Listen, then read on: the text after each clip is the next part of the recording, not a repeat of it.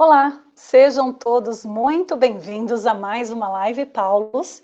Eu sou Roberta Molina, da equipe de comunicação da Paulus, e hoje eu gostaria de saber como é que estão os meios digitais, como é que eles são inseridos na sua comunidade. Como é que é a comunicação digital dentro da pastoral, dentro da sua comunidade? Porque o tema de hoje é o caminho da religião nas mídias digitais. E quem vai conversar com a gente é o professor Sá Martino, que já está entrando aqui. Enquanto isso, vocês também vão ficando por aqui, sejam todos muito bem-vindos. Vocês podem ir partilhando com a gente também a realidade de vocês dentro da comunidade, tá bom? Muito bem-vindo a todos vocês. Já tem gente entrando aqui. O professor está chegando. Boa tarde. Seja bem-vindo, professor. Obrigado, Roberta. Obrigado. Bem-vindas todas e todos que estão chegando aí. Um grande prazer estar aqui. É uma alegria poder receber o senhor aqui. Como eu já disse, tenho acompanhado algumas lives do senhor, né? Alguns trabalhos que o senhor tem feito por outros lugares. E parabenizo. Muito interessante todo o conteúdo que o senhor oferece. E hoje nós estaremos aqui conversando sobre o caminho da religião nas mídias digitais. Bom, o professor Luiz Mauro Sá Martino é professor da Faculdade Casper Libero, doutor em Ciências Sociais pela PUC e autor de diversos livros da Paulus, entre eles o livro que nós vamos falar hoje, que é Mídia, Religião e Sociedade, das Palavras às Redes Digitais. Mais uma vez, seja bem-vindo, professor.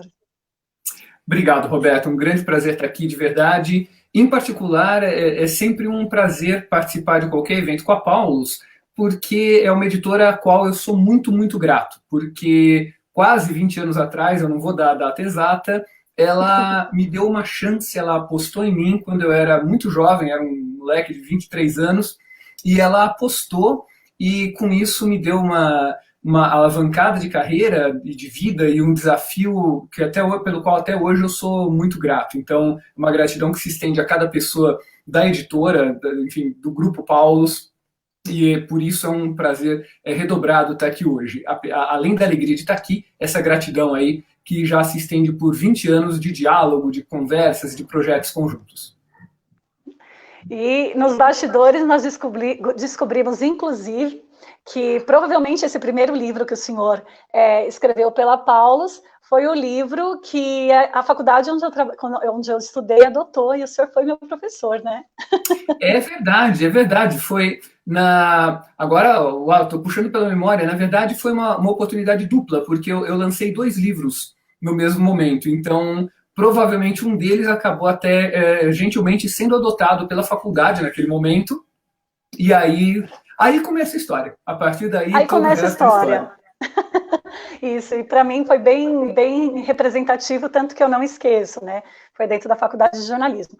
Professor, as mídias digitais mudaram a forma de como a sociedade se comunica, né? Então, na verdade, antes éramos meros espectadores.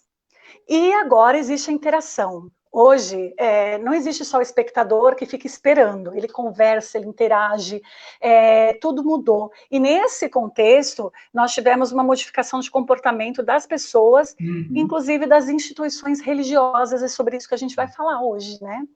Perfeito. Eu queria saber quando que o senhor iniciou suas pesquisas sobre mídia e religião.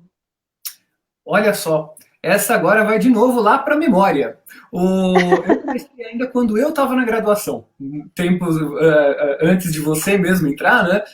Quando eu estava na graduação, por volta de 1995, então nós estamos falando aí de 25 anos que eu comecei a estudar esse tema, e sempre me chamou a atenção, Roberta, essa mistura da época da mídia, que na época era basicamente televisão, rádio, e uma coisa nova que estava começando a surgir, que chamava de internet, mas ninguém sabia bem o que era aquilo, e o campo religioso. E eu comecei, na verdade, preocupado, ou tentando entender um pouco como é que se dava essa ligação entre dois campos, duas áreas tão distantes da sociedade em alguns aspectos e tão próximas em outros. Naquele momento estava acontecendo um fenômeno muito interessante que era a consolidação da TV como o grande canal de divulgação da mensagem religiosa. E isso, como eu estudava comunicação, sempre a minha porta de entrada foi a comunicação, e isso me chamava atenção, que eu estava vendo um movimento que eu tinha a suspeita de que estava vindo para ficar. Hoje, 20 anos depois, o cenário mudou radicalmente, mas essa suspeita continua. Mídia e religião estão cada vez mais entrelaçadas.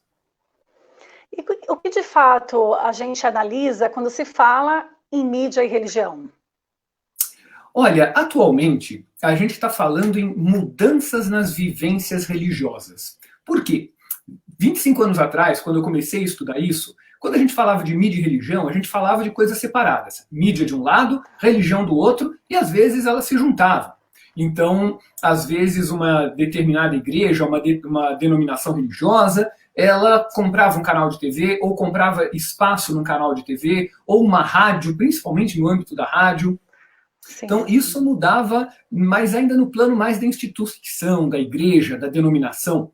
Hoje, a gente não vê mais isso. A gente continua vendo isso, mas tem uma outra camada. Tem um novo cenário, que é uma mudança na nossa vivência religiosa, graças a isso aqui.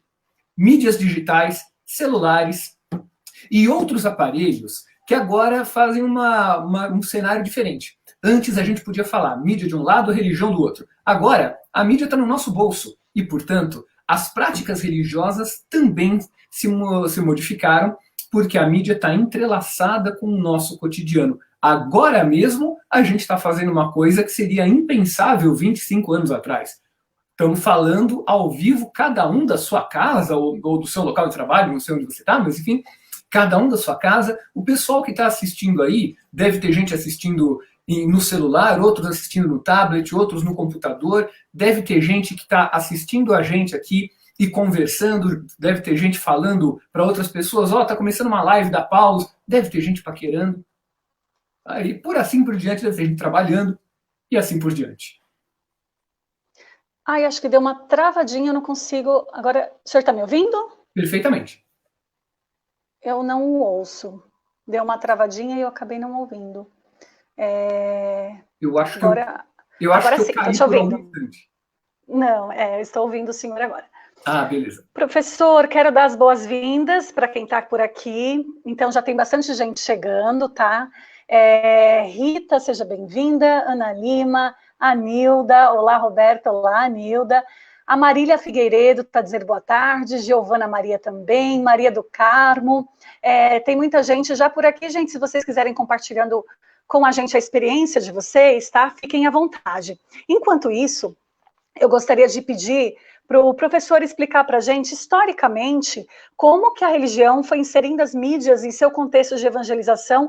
E aí a gente fala até dentro daquilo que o senhor já entrou, né? Pensando desde o rádio, a TV, até os meios digitais. Como que foi esse processo, né? Eu acredito que tenha sido aos poucos, enfim. Foi, na verdade, boa questão, Roberta. Na verdade, as religiões, e eu falo sempre de um ponto de vista plural e sempre do ponto de vista da pesquisa em comunicação, que é da onde eu apito. Eu não entendo lhufas de teologia, não é minha praia, então eu trabalho a partir da comunicação. E do ponto de vista da comunicação, as religiões sempre utilizaram as mídias que estavam à disposição. Então, primeiro foi a própria voz, a oralidade foi a primeira grande mídia que as religiões utilizaram. Mais para frente, a escrita, então aparecem os livros religiosos, isso eu estou falando de 3.000 anos, 4.000 anos atrás. Aparece o texto religioso, depois, acelera, corta para o século XV, século XVI, aparece a imprensa, ainda que imprimia uma folha por vez com Gutenberg, e a religião, falando em termos bem plurais, logo percebe que aquela invenção é fundamental para a divulgação de ideias. Martinho Lutero, foi uma das primeiras pessoas que acabou entendendo esse potencial, e na história das ideias, não é nem na história da religião, há quem diga que a reforma protestante teve um impulso fundamental pela imprensa. Se não existisse a máquina de Gutenberg, talvez a reforma tivesse tido outros caminhos. A Igreja Católica também pegou rapidamente essa ideia e começou também a trabalhar dentro da mídia impressa. Quando a gente chega no século XX, então estamos falando já alguma coisa até pertinho da gente, eu nasci no século XX, acho que você também, uma parte aí do pessoal que está assistindo a gente, não precisa contar a idade no chat, mas eu acho que vocês nasceram no século XX também, aqui entre nós. Lá no século XX, aparece em primeiro lugar o rádio, mais para frente o jornal de massa, o jornal de grande circulação, depois o rádio e mais para frente a televisão. E várias instituições religiosas, várias denominações, tanto na Europa, quanto nos Estados Unidos, quanto na América Latina, perceberam o potencial que essas mídias tinham e começaram a utilizar. Então, os primeiros programas de rádio religiosos ainda datam lá do ano de 1930. Ninguém era nascido, não vem com essa. Os primeiros programas de TV nos Estados Unidos, apresentados por religiosos, ainda são dos anos 40, 50. E depois disso, Roberta, o cenário só se ampliou e só cresceu. Aqui no Brasil, a gente teve um uso muito grande do rádio, tanto pela Igreja Católica quanto pelas denominações protestantes, um uso maciço do rádio. Aí depois, a partir dos anos 80, chega a televisão dominando esse cenário. Foi aí que, inclusive, eu comecei a estudar, lá nos anos 90, essa questão. A televisão domina tudo, né? E aí acontece uma coisa muito interessante, o cenário religioso muda. Porque, além de existirem as questões religiosas, começa a haver também uma disputa por audiência. Então, pelo telespectador, aquilo que a gente estava acostumado a ver no programa de televisão, ela também vai ser trabalhada na área de religião. Mais para frente ainda, dá uma acelerada, a gente chega no ano 2000, e com o ano 2000 vem a internet, as redes digitais e as religiões, algumas delas, claro, tem exceções, mergulham nesse novo ambiente onde estão até agora. Eu tenho uma vaga lembrança até da paróquia, onde eu participei por muito tempo, e também de algumas comunidades antes do ano 2000, com rádios comunitárias, né? Mas eram rádios que não eram legalizadas, porque a concessão é muito cara, enfim. Então, tinham as rádios comunitárias, era muito forte, né, professor? Sim, sim. A gente às vezes pensa que a internet foi uma revolução única. Na verdade, os caminhos para a revolução da internet já estavam preparados. Então, a ideia da comunicação entre as pessoas, a comunicação em rede, olha que coisa interessante. A comunicação em rede, ela existe antes da internet. Aí você vai olhar e falar, ué, mas comunicação em rede e internet não é a mesma coisa? Não muito. Então, a gente pode dizer, por exemplo, que numa paróquia, numa igreja, você tem uma rede de pessoas. É uma comunicação em rede, além dos grupos que você tem lá. O que as mídias digitais fizeram foi acelerar, aumentar e facilitar processos que já existiam. Eu falo de brincadeira, quando alguém pergunta o que a mídia faz, eu digo, olha, pessoas sempre namoraram. A diferença agora é que elas vão namorar via WhatsApp, agora vão namorar via rede social, vão trocar fotos bonitinhas, vão fazer selfies. Então, a rede social, as mídias mudam, mas o terreno já estava preparado. O terreno já estava prontinho para isso. No entanto, nós podemos considerar que com essa ascensão das mídias digitais, nós temos uma nova cultura, né, no comportamento, inclusive para o universo religioso. Quando eu falo religioso, é até dando uma explicação, porque o livro do senhor não trata especificamente da Igreja Católica, é um trabalho, é um estudo, é um trabalho de pesquisa que o senhor traz de diversas religiosidades, né? Sim.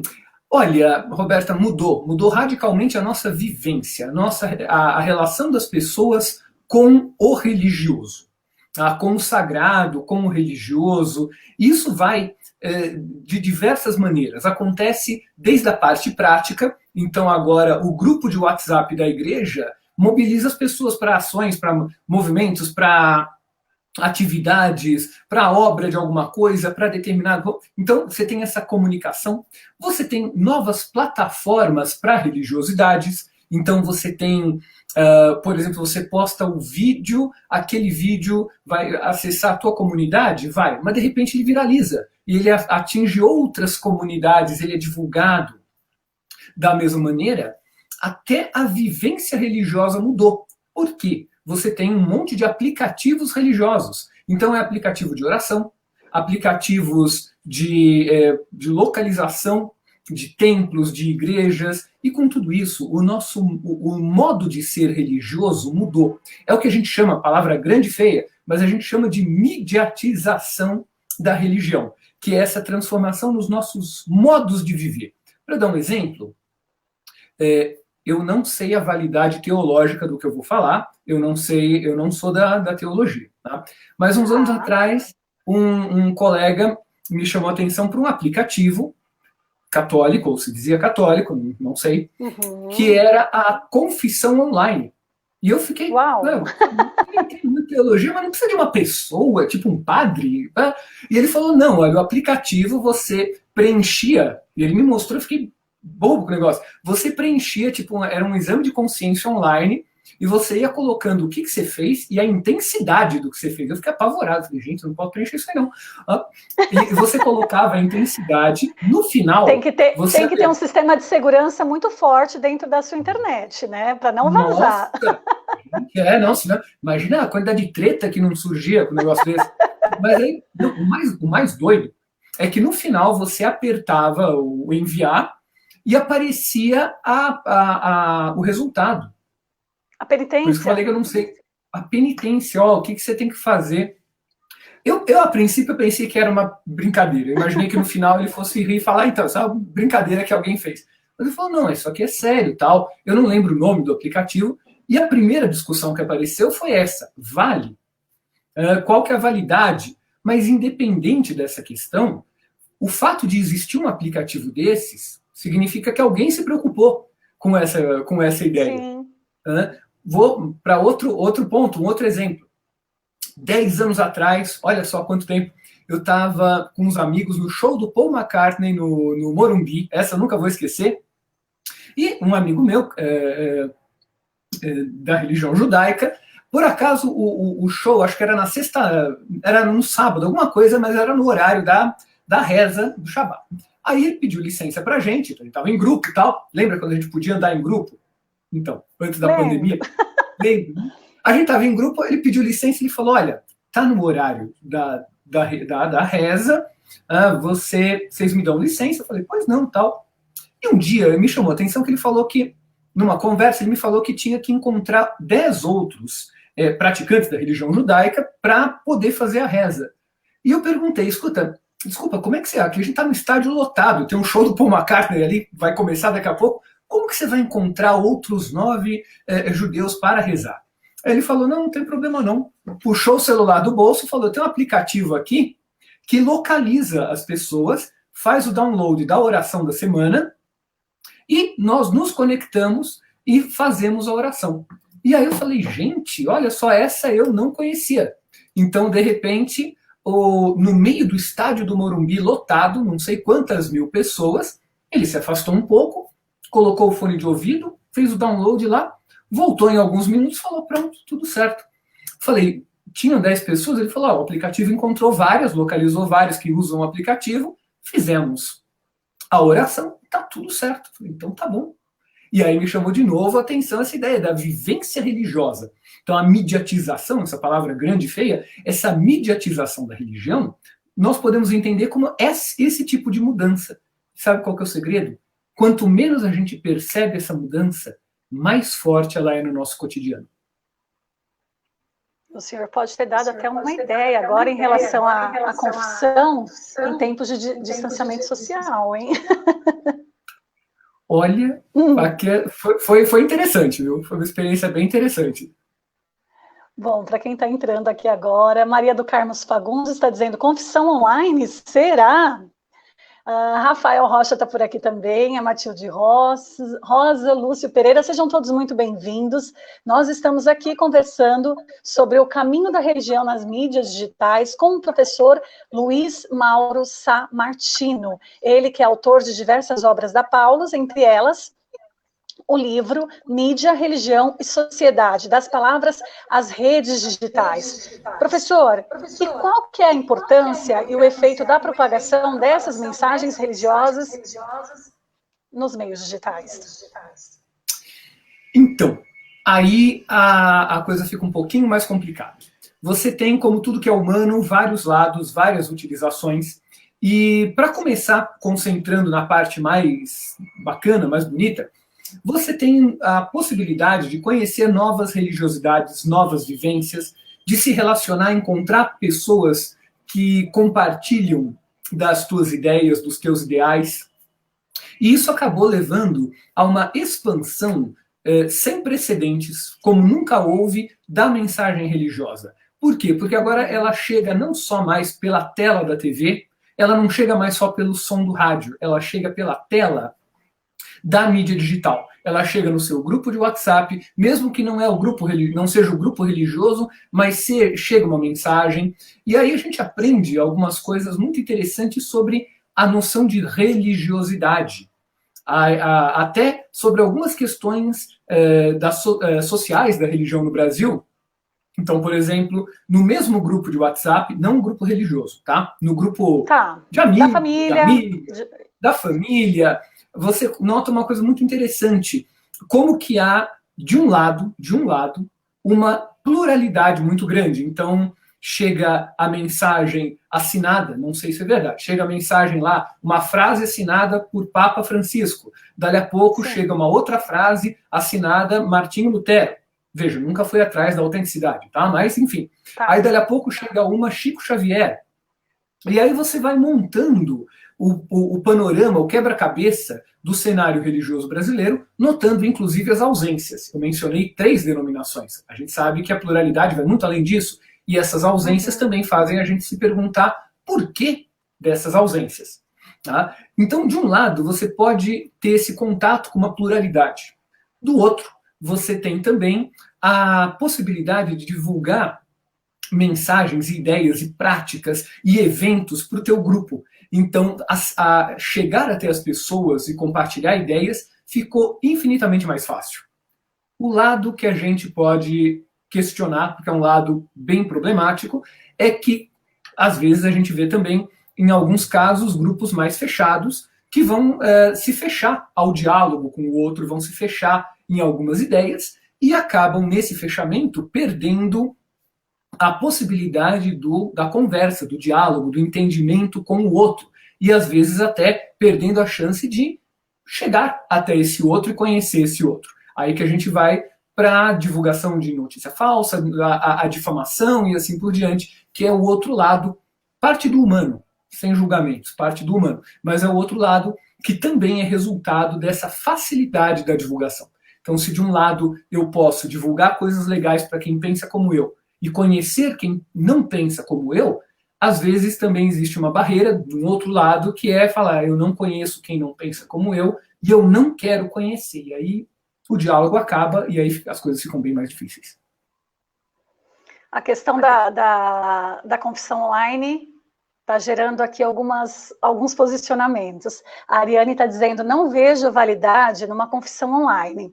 Cai no que tanto ouvimos por aí, dos muitos que não querem compromisso e dizem, não preciso de intermediários, falo direto para Deus. A Varlete também diz, o aplicativo talvez seja interessante para ajudar no exame de consciência, mas não acredito que tenha valor como confissão. Também tem uma colocação aqui da Antônia Paiva. Ela diz o seguinte, interessante que a Igreja Católica tenta se comunicar e transmitir através das mídias o Evangelho. Isso já acontece há muitos anos. Hoje, essa comunicação vem se organizando através da PASCOM, que vem fazendo um bonito trabalho de evangelização. Cada um tem uma opinião, né? Cada um tem uma forma de pensar, mas eu gostaria de perguntar para o senhor se dentro da rede deixamos de ser fiéis e nos tornamos seguidores. Como que a gente pode colocar como que a gente pode seguir com esse termo? Nossa, boa pergunta essa, Roberta. Peraí, eu vou estudar uns 10 anos e já volto para responder. Olha, tudo depende de uma palavra que é fundamental, engajamento. Então, lembrar que nós alternamos momentos em que somos engajados com algumas questões e momentos em que a gente só quer lá ficar passando o dedo na tela do celular para ver foto de cachorro fofinho e gatinho brincando. Então, são momentos que nós temos. nós nos engajamos com aquilo que mexe conosco. Então, nós continuamos participantes. Quando eu estou, digamos, assistindo uma missa pela internet agora, nos tempos de pandemia, ou assistindo um culto evangélico, ou participando de uma, enfim, de uma atividade religiosa com a qual eu me identifico, eu estou participando, eu crio o vínculo, o engajamento, aquela ideia de, mediado pela tela ou não, eu me sinto participante daquele grupo. Então, nesse ponto, a ideia fundamental é o engajamento, é o estarmos juntos. De novo, não sei se vale teologicamente ou não, mas sociologicamente, estamos juntos. Então, é aquela hora que você fala, puxa, eu pertenço a esse grupo. Então, eu reconheço esse líder religioso, ele é o líder com o qual eu me identifico, eu me engajo com as questões, eu converso com as pessoas que estão online comigo, a gente discute, até essa discussão agora, se o aplicativo vale ou não vale, isso é engajamento. Isso as redes sociais ajudam. Tá? Sim, da mesma forma que essa questão da missa online também gerou essa polêmica, né? Pessoas concordam, Exato. Pessoas não concordam, da mesma forma. Exatamente. Então, exatamente. E aí a gente se engaja. Então, uma coisa é o vínculo, aquele engajamento, que a gente se engaja com aquilo que nos afeta. Afeta no sentido de mexeu com os nossos afetos. Então, quando as redes sociais, elas são fantásticas para isso. Quando a gente está junto com alguma coisa que nos afeta, mexe. Então, pessoal que está aí nesse momento, que pode estar em casa, que tem essa condição e essa possibilidade e essa consciência, sabe que a gente está isolado, mas recebeu uma foto de uma pessoa querida, nossa, que legal, você se engaja. Não é porque está na tela que é menos real. Ao mesmo tempo, corta para, nós também não nos engajamos com tudo. A gente se engaja com algumas coisas e com outras não. E aí a gente tem momentos que somos só seguidores. Então tem a hora que eu não estou afim de engajar, eu quero ver uma mensagem, um vídeo de um padre que eu acho legal, eu quero ver um vídeo de Chico Xavier ou de um líder evangélico que fala comigo, então eu vou ligar lá e assistir o vídeo. Eu não vou nem comentar, eu não vou nem dar o gostei, a curtida, porque naquele momento eu não quero me engajar. Vamos lá, todo mundo às vezes já deve ter recebido coisa aí no grupo da família e falou, eu vou responder. Em outras horas você recebeu uma mensagem e falou, não quero responder isso agora, estou com outros interesses. É melhor, agora vou usar uma linguagem jovem, é melhor responder a mensagem do crush do que ficar brigando. Então, uma das vantagens da aula para o pessoal de 18 a 20 anos é que o nosso vocabulário como professores nunca fica desatualizado. Então, eu aprendi essa do crush uns anos atrás. Então, nós continuamos engajados, sim, mas nós somos mais seletivos no nosso engajamento, porque, primeiro, que não dá tempo da gente se engajar com tudo. Segundo, sim, que a gente acaba tendo muita informação. E lidar com muita informação é tão complicado quanto lidar com a falta de informação. E pelas pesquisas do senhor, o senhor percebe, dentro da questão da religião, podemos falar até dentro da pesquisa que o senhor fez em relação à Igreja Católica, mais adesão ou mais resistência aos meios digitais? Isso de mais 10 anos. Cada pergunta é sobre 10 anos para estudar, Roberto, não está certo.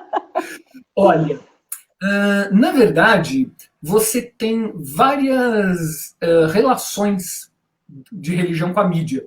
Então, mesmo dentro da Igreja Católica, você tem alguns setores que são mais midiáticos e mais engajados e vão, vão chegar a um público mais engajado e mais midiático. E outros setores que vão falar, não é muito a nossa praia, e vão falar com um público que também não se sente muito à vontade. Então, não vamos esquecer que a pluralidade que eu mencionei, ela é também uma pluralidade de atitudes dentro das denominações religiosas. Então, dentro da Igreja Católica, você tem várias relações, vários tipos de relação com a mídia, e um não atrapalha o outro. Tem espaço para todo mundo no planeta. Então, você tem desde aquele pessoal que vai ser mais engajado a partir da mídia, até o pessoal que vai falar, não, isso é legal, mas não é para mim, o meu engajamento é lá com o pessoal da comunidade, é lá na paróquia, é lá no grupo, porque é lá que eu me sinto bem. Então existem diferentes tipos de vínculo, cada um deles utilizando mais ou menos mídia. Isso acontece também nas denominações protestantes. Existem denominações que simplesmente não usam mídia. E tão bem assim na dela. Não é nossa praia, a gente não quer, não precisa, não gosta. Na nossa interpretação isso não é legal. E no outro lado do espectro, tem denominações que, se não existisse mídia, elas seriam totalmente diferentes. Talvez não existissem do jeito que a gente conhece. Seria outra pegada. Então, esses graus, eles variam muito de acordo com digamos, o grupo com o qual eu estou querendo conversar. Tem uma observação aqui. O Pedro Henrique, ele fala assim: é interessante como as expressões usadas na internet são as mesmas usadas no cristianismo com outra conotação. Seguidores diz bem mais que fiéis, se pensamos no segmento de Jesus. O segmento no meio religioso é engajamento, por vezes mediado pelas redes. Muito bem, muito bem. A gente tem um vocabulário interessante aí. Muito bom ponto que você colocou. Desculpa, eu não ouvi o nome do autor do comentário. Pedro Henrique. Pedro Henrique, muito bom teu comentário, sim. Porque, no fundo, do ponto de vista da comunicação, nós estamos falando de engajamento, vínculos, interações. Essa talvez seja a grande palavra-chave para a gente entender. Nós estamos falando de interações entre pessoas, interações com aquilo que cada religião considera sagrado, interações com o grupo, que é o que nos torna uma denominação, um grupo, uma igreja. Então, essa palavrinha-chave da interação, ela implica agora, só para a gente jogar com as palavras, ela implica uma religação, que está na raiz da palavra religião. Então, nós temos aí, o trânsito entre as áreas é muito interessante. É muito interessante porque nós estamos na proximidade de vários modos de ser, modos de agir com os outros e em relação aos outros. O professor, esse momento de distanciamento social, ele trouxe, né, o uso das mídias de uma forma diferenciada, né, para a religião. A gente vê aí movimentos, tivemos algumas lives com padres e com especialistas em catequese, né, mostrando para a gente o quanto é importante, durante esse distanciamento, a catequese estar em movimento. Temos as missas online também, e temos diversas outras ações que trouxeram esse movimento dos meios digitais. Talvez, pós-pandemia, tudo mude? O senhor, como um estudioso na área, vai ter que estudar esse momento também? Como que o senhor vê essa modificação toda em meio ao distanciamento social? Olha, Roberta, sem dúvida é um campo de estudo super novo que está abrindo, que está se construindo todos os dias.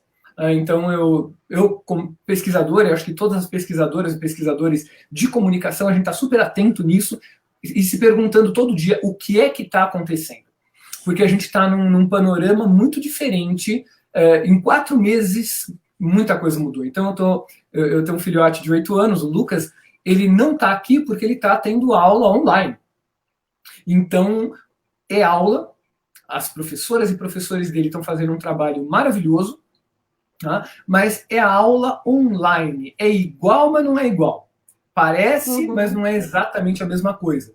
Porque falta o fundamental, que é o humano, o toque do humano, o elemento que cria a proximidade entre nós. E isso o digital não substitui.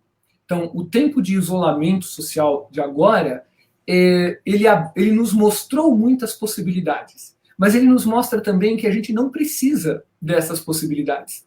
Talvez, e se a gente tiver um aprendizado que seja, eu já fico feliz, talvez, depois dessa pandemia, a gente aprenda que nós não precisamos o tempo todo das mídias digitais, que elas são fundamentais, elas são fantásticas, mas eu espero que da próxima vez que a gente puder ficar em grupo, a gente fique em grupo mesmo, e não cada um olhando o seu celular e deixando o outro de lado. Agora que a gente não pode ter esse outro pertinho, talvez a gente lembre da próxima vez, putz, eu vou ficar lá com as pessoas. Não, eu vou ficar com a pessoa, eu vou olhar no olho, eu vou conversar, eu vou ouvir, esse exercício da escuta que é tão importante.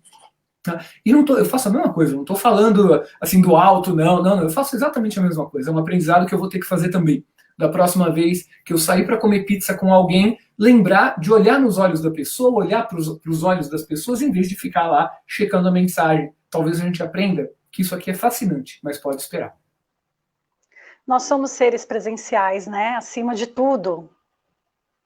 Completamente, completamente. Então, não vamos esquecer que antes do isolamento social, nós já tínhamos um contingente enorme de pessoas que estavam isoladas, que vivem e viviam isoladas, para quem o isolamento agora apenas veio acentuar uma situação. Talvez a gente lembre que é importante reconectar com essas pessoas fisicamente, no face a face. Nisso que é tão importante para nós, seres humanos. Porque, olha, agora nós estamos conversando, então você está aí, mas tem uma coisa estranha, porque é intangível. Se eu estender o meu dedo, eu toco numa tela, num vidro frio. Então, falta alguma coisa no final. Se a gente estivesse fazendo uma entrevista, uma conversa ao vivo, lá na sede da Paulus, na Vila Mariana, haveria toda uma diferença, que é o ambiente. No início, a gente teria apertado a mão. Há quanto tempo a gente não aperta a mão de alguém? A gente teria apertado a mão. Eu teria encontrado pessoas no metrô, indo da minha casa até a Paulus, teria passado pelo portão da Fapcom ou pelo portão lá da Francisco Cruz. Então, reparem, eu estou dando nomes de propósito, porque é a familiaridade com os lugares. Isso nós perdemos, porque aqui a gente está num não lugar. O pessoal que está nos vendo aí, você pode estar em qualquer lugar. Você pode nem estar no Brasil. Eu dou um chute que você está em São Paulo, mas você pode nem estar no Brasil, eu posso nem estar no Brasil. Então, isso a gente perdeu. Sem dúvida, isso a gente perdeu. Talvez a gente aprenda a ganhar novamente. E aí tem algumas colocações aqui. A Ariane, ela fala assim, Jesus Cristo, se viesse em nosso tempo, faria uso das mídias digitais para que a mensagem do reino chegasse a todas as pessoas. O Papa Francisco, quando de Roma envia uma mensagem a um determinado povo ou outra nação, ele se faz presença como igreja. O importante é que as mídias sejam utilizadas como auxílio e não como substituto de face a face. Boa colocação. Boa colocação. Então, e concordo integralmente, isso vale para as questões religiosas, para as questões pessoais, familiares, de trabalho. Eu estou dando aula online há 4 meses, né? E não ver os alunos, as pessoas ali na frente faz toda a diferença. Faz. Aqui, ó, por exemplo, a Varlete Maria, ela está dizendo que eu atuo na comunidade há muito tempo e ela tem dificuldade com as mídias, mas ela está tentando aprender, pois é preciso, enquanto catequista, estar próxima ao catequizando e sua família. É algo necessário também, né? Esse esforço, esse aprendizado. Olha, uma coisa... eu perdi o nome... Maria? Peraí, a pessoa fez esse comentário. É a Varlete Maria. Valete, muito bom o teu comentário. Olha, Valete, se eu posso compartilhar uma das coisas que eu aprendi, uma das poucas coisas que eu aprendi nesse tempo de estudo de mídia e religião, é que para muitas denominações, para muitas igrejas, para muitas comunidades, para você chegar até alguém, você tem que falar a língua da pessoa. Então, para você conversar com alguém, você tem que falar a língua dela. Essa língua, entre aspas, é o universo onde ela está. Então, se eu quero falar com uma pessoa que nasceu já cercada de redes sociais, eu tenho que aprender a falar a linguagem das mídias digitais. Se eu quero conversar, se eu quero falar com o universo, com essa pessoa, eu tenho que conhecer esse universo. Por isso, é uma coisa muito interessante. Quando a gente estuda, eu estudava, por exemplo, os programas de TV religiosos, eu notava que eles eram muito parecidos com os programas de TV não religiosos. Por quê? Porque a pessoa que assistia o programa religioso, ela assistia ao programa laico. Então a linguagem era familiar. Agora, para a gente falar com nosso grupo religioso, a nossa comunidade, eu tenho que saber, eu tenho que lembrar que essa pessoa não está falando só comigo. Ela está falando comigo, mas ela vai ver o vídeo, ela está no grupo da família, ela está na rede social, ela tem o perfil, ela tem a mensagem. Então, esse universo é o universo que eu tenho que conhecer se eu quiser falar com ela. Por quê? Se eu não entro nesse ambiente, eu fico para trás. Pode ser uma opção. E aí cada pessoa, cada grupo pode falar, não, eu não quero entrar nesse ambiente. Não é eu. Mas do ponto de vista da mídia, falar a língua dos fiéis é fundamental. E essa língua é a língua da mídia, é a língua da série de TV. É a língua, antigamente era a língua da telenovela, é a língua do cinema, é a língua do reality show, é a linguagem das mídias digitais, porque a hora que eu aprendo a falar essa linguagem, eu consigo me comunicar melhor com ele. Até mesmo para entender o que é esse universo. Então, se a gente pegar... Eu nasci num ambiente que era dominado por televisão. Então, na minha infância, o meu negócio era televisão. Aliás, um momento fofinho, uma das primeiras fotos que tem minha sou eu com 1 ano, 1978, só de fraldinha mexendo na TV. E meus pais, em vez de me darem bronca, acharam o máximo e tiraram uma foto. E eu desregulando lá a televisão. O meu filho, Lucas, ele já nasceu num ambiente onde a TV é apenas mais um aparelho. A TV não é a coisa central, é mais um aparelho no celular, junto com o celular, junto com o tablet, junto com outras coisas que aparecem por aí. Então o ambiente dele é diferente do meu. E o ambiente do meu avô, que faleceu há cerca de 20 anos, a televisão foi a novidade para ele. Para ele, que nasceu em 1922, a linguagem era o rádio. E olha só, os primeiros líderes religiosos que foram para a mídia aprenderam a falar a linguagem do rádio, porque eles sabiam que não dava, assim como hoje não dá, para você simplesmente transpor um culto, uma missa, uma cerimônia de qualquer natureza para a mídia. Você tem que adaptar. Tem outra pergunta aqui. O Pedro, ele pergunta assim: qual seria a distinção entre o digital como ferramenta e o digital como universo, uma realidade? Como essas dimensões se relacionam? Boa pergunta teórica, Pedro. Muita boa questão. Olha, vamos lembrar o seguinte, quando a gente fala de mídia, a gente está falando de pelo menos 3 coisas que usam esse nome. E aí as palavras às vezes enganam a gente porque é uma palavra para falar de muita coisa. Então, quando a gente fala de mídia, eu procuro entender que mídia é um ambiente. Por que um ambiente? Porque é um negócio que está ao redor. Ambiente é uma palavra muito antiga que significa estar ao redor. Então, aqui mesmo, na minha frente, tem uma tela. Aqui do meu lado tem um celular. Do meu outro lado tem um fone de ouvido. Então, esses aparelhos, eles estão ao nosso redor. Eles formam um ambiente. Mas não é só pelo fato do aparelho estar ao nosso redor, mas é que as mensagens deles estão ao nosso redor e a linguagem deles está ao nosso redor. Então, quando a gente fala de mídia, eu diria o seguinte: mídia é um ambiente onde a gente está. E esse ambiente é formado de 3 elementos. Se agora isso aqui tivesse sido gravado, cada elemento que eu ia falar apareceria um número 1 aqui na tela. Tá? Mas isso aqui está sendo ao vivo, então não vai ter isso daí. A gente vai ter que gravar na memória. Tá? Até porque no final eu não vou dizer para vocês: aproveite e se inscreva aqui no canal, porque nós não estamos no canal. Então, primeiro, mídia é uma linguagem. Então a gente aprende a falar essa linguagem da mídia, que a linguagem do cinema é diferente da TV, que é diferente do rádio, que é diferente das mídias digitais. Então você sabe que um textão no WhatsApp, pouca gente vai ler. Você tem que fazer um texto menor, você tem que ser rápido. Se você ficar mandando um monte de áudio, há uma grande chance da outra pessoa não ouvir. Você tem que adaptar a tua linguagem para a linguagem daquela mídia. Então, número 1, mídia, esse ambiente, primeira característica, ela é uma linguagem.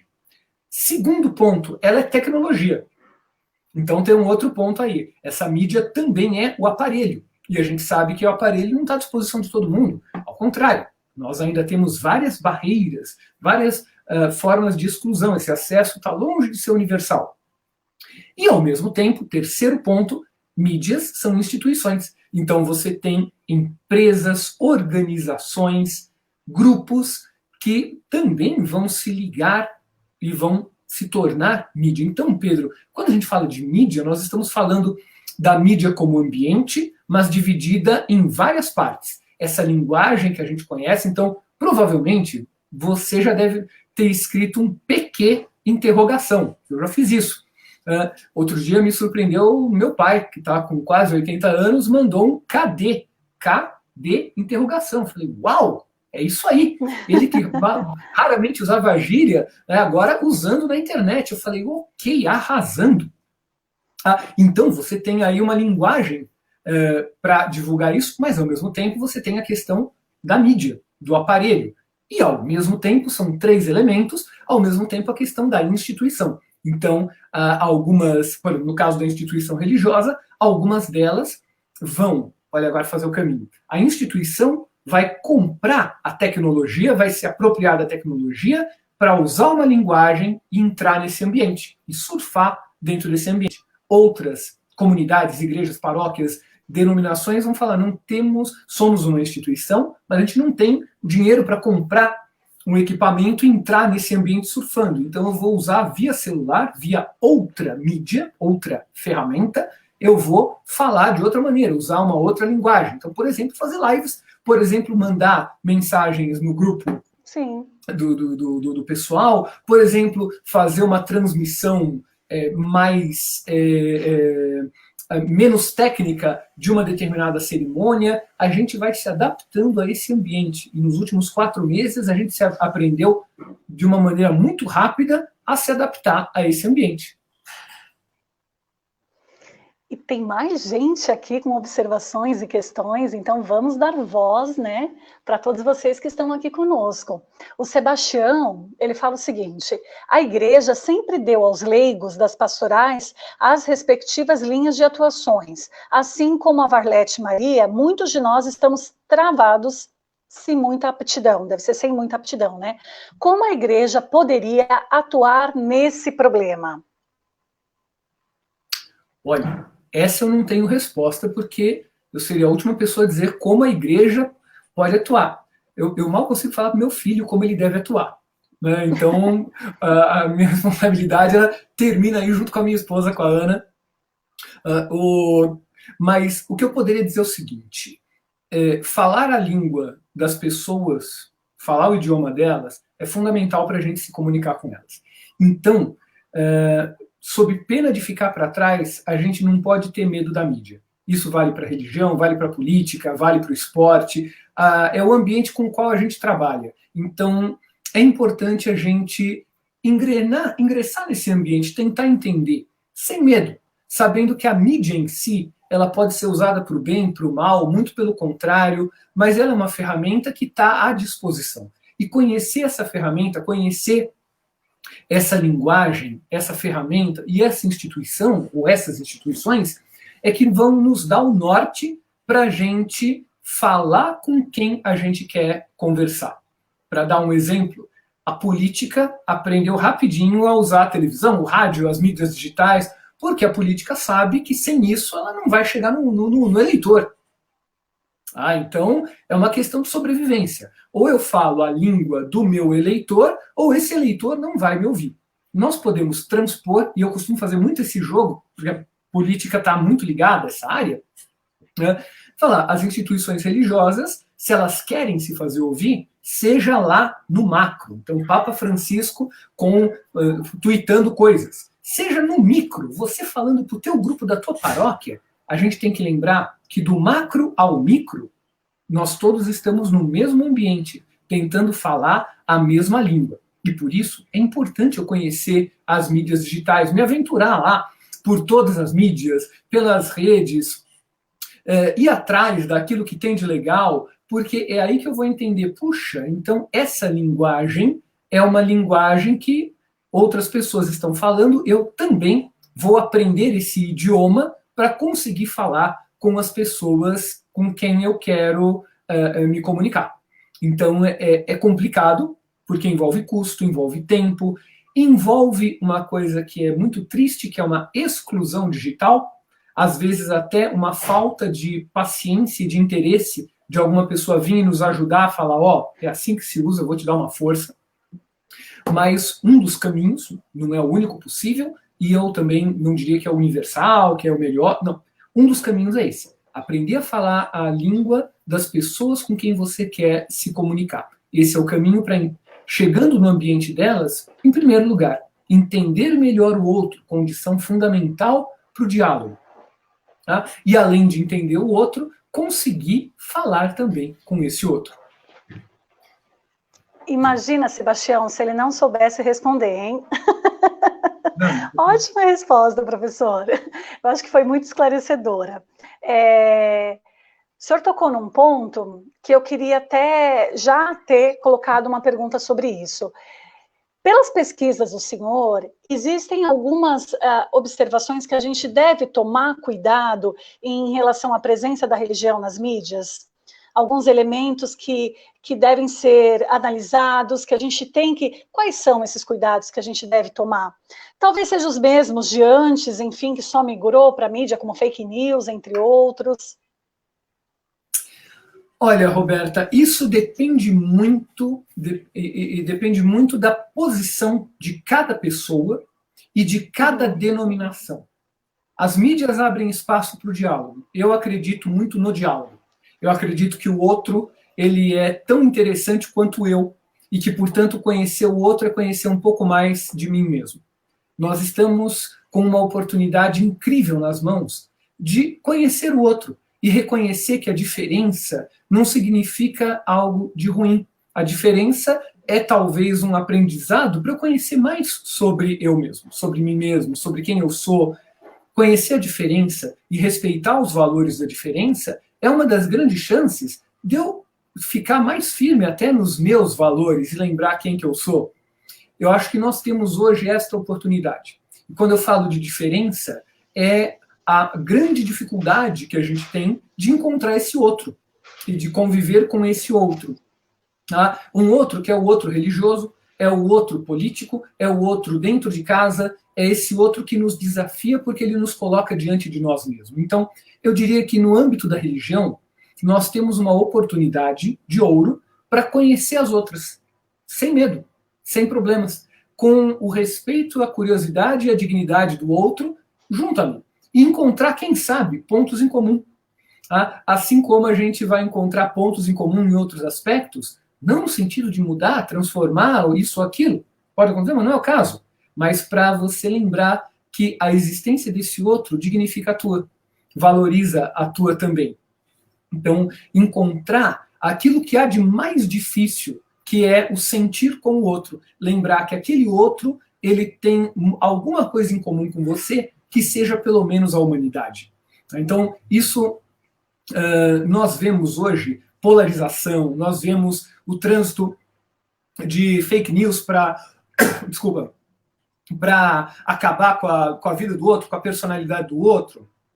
É uma opção de quem faz isso. A meu ver, é uma opção errada. Porque tem espaço para todo mundo e você conhecer essas outras possibilidades não significa que você vá simplesmente deixar as tuas convicções ou as tuas ideias, mas você vai lembrar que o mundo é maior que isso e que tem espaço para todo mundo. E quem sabe, conversando, vocês não se entendem de alguma maneira. Tem um livro que eu publiquei pela Paulus também, quando eu digo que eu sou grato à editora, não é pouca coisa não. Nos últimos 18 anos é uma parceria muito, muito grande. E em 2010 eu tive a oportunidade de publicar um livro chamado Comunicação e Identidade. E o subtítulo é Quem Você Pensa Que É.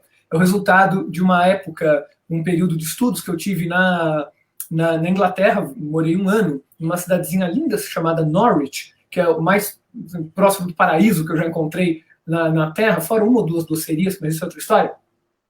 E lá eu tive a oportunidade de conviver com gente de um monte de lugares do mundo e várias religiões e nacionalidades. E, no fundo, quando você olha para além da superfície, você encontra um ser humano igual a você, com as mesmas potencialidades e os mesmos limites que você.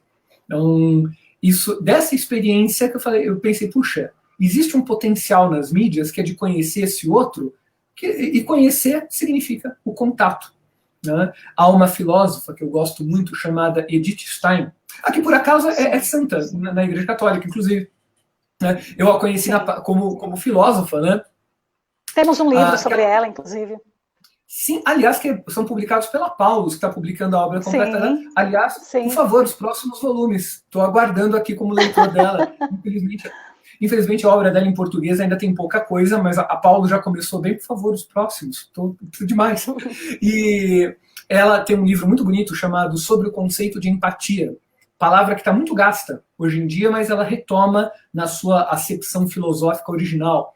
E ela lembra, nesse livro, da dificuldade que é você ter a empatia. Ela lembra, não é fácil, não é simples, não é apenas um gesto dessa vontade. Mas, em primeiro lugar, conhecer esse outro para poder criar o vínculo do estar junto, do sentir com esse outro. E eu acho que nesse ponto, Roberta, as mídias digitais nos oferecem um panorama, uma possibilidade imensa. Aí você vai perguntar, mas nossa, que coisa utópica. No meio de um lugar onde tem tanta briga, ódio, fake news.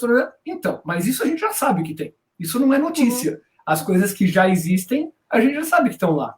Talvez o que a gente esteja aprendendo nessa pandemia é que essas mídias têm um potencial realizador e transformador muito grande.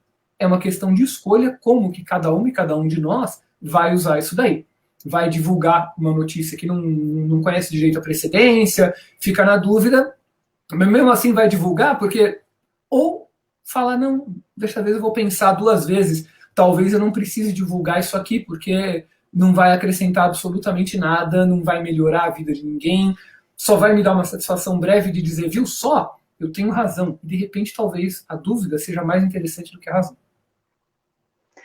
Professor, quero te agradecer. Foi realmente uma aula hoje, nós trouxemos aqui contextos históricos, né? Aprendemos um pouco sobre como funciona como funcionou a questão do rádio, da TV, como entramos na questão dos meios digitais. Então, assim, foi um momento muito enriquecedor e a participação de todos vocês também ilustrou muito todo esse conteúdo que o professor Luiz Mauro pôde discorrer por aqui. Então, só para lembrar, o tema da nossa live foi os caminhos da religião nas mídias digitais.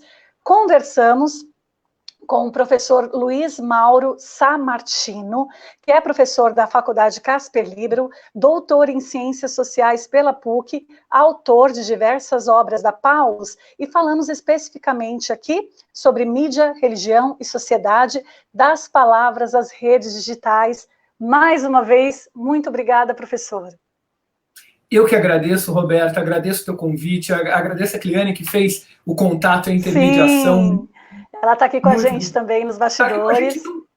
Muito obrigado pela tua paciência de acertar a agenda e detalhes disso, daquilo. Obrigado mesmo. Um agradecimento a cada um e cada um de vocês que assistiu. Obrigado por compartilhar esse espaço. Peço desculpas pelas minhas limitações em todo o campo que não é da comunicação e da sociologia. Então, tem coisas aí muito interessantes que vocês falaram do ponto de vista religioso e teológico, mas eu realmente não entendo dessa parte. Mas agradecer muito a cada uma e cada um de vocês que assistiu e mais uma vez agradecer de coração à editora Paulus, que, como eu falei, apostou em mim, me deu uma oportunidade fantástica quase 20 anos atrás, quando eu estava começando na carreira, e isso me deu várias lições sobre dar chances e aproveitar oportunidades. Então, um grande obrigado por esse momento aqui e por esses 18 anos de acolhida que eu tenho na editora. Muito, muito obrigado mesmo. Professor, mas o senhor respondeu todas as perguntas de forma muito, muito assertiva, trazendo reflexões. Então, dentro daquilo, talvez, que não é o campo do senhor, as próprias pessoas ajudaram a esclarecer e a trazerem outras reflexões, né? Muito obrigada. Obrigado, Roberta. Obrigada a todos vocês mais uma vez pela participação. Ficaram algumas colocações aqui. Lembrando que essa live vai ficar gravada e depois de ser disponibilizada também em outras plataformas, em outros meios digitais, tá? Um abraço a todos e até a próxima.